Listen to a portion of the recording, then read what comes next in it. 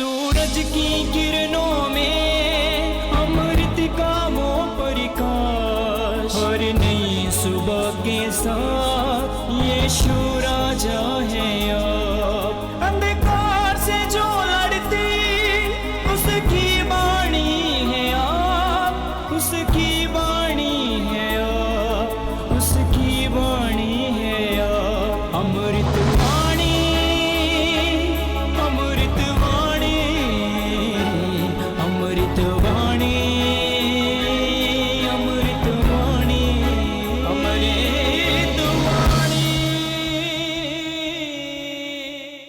पहला पाठ विधि विवरण ग्रंथ अध्याय 10 पद संख्या 12 से 22 तक। मूसा ने लोगों से कहा, हे इस्राएल, तुम्हारा प्रभु ईश्वर तुमसे क्या चाहता है?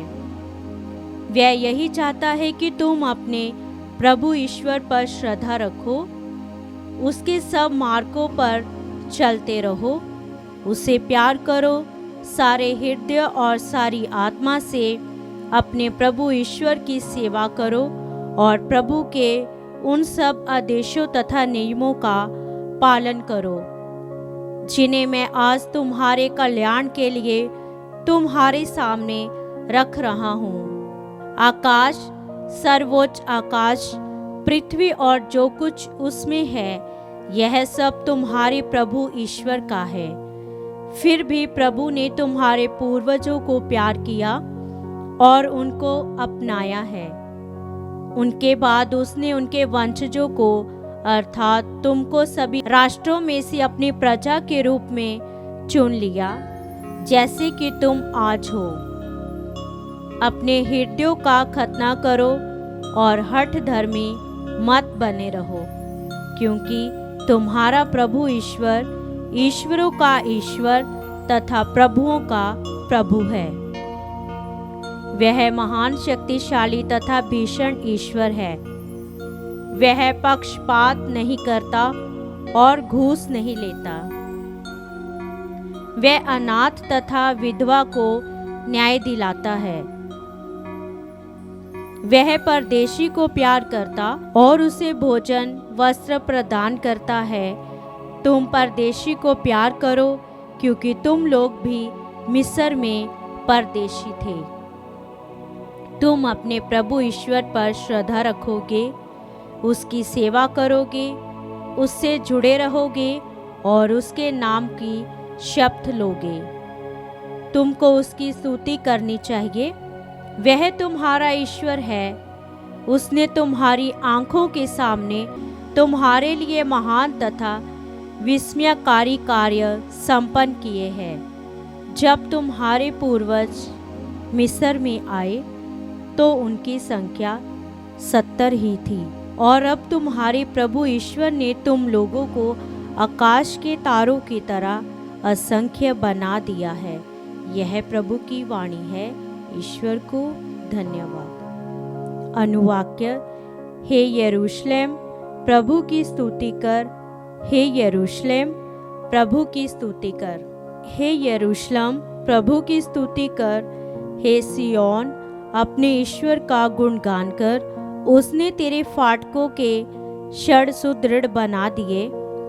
उसने तेरे यहाँ के बच्चों को आशीर्वाद दिया। अनुवाक्य: हे यरूशलेम, प्रभु की स्तुति कर। वह तेरे प्रांतों में शांति बनाए रखता और तुझे उत्तम गेहूं से तृप्त करता है। वह पृथ्वी को अपना आदेश देता है। उसकी वाणी शीघ्र ही फैल जाती है।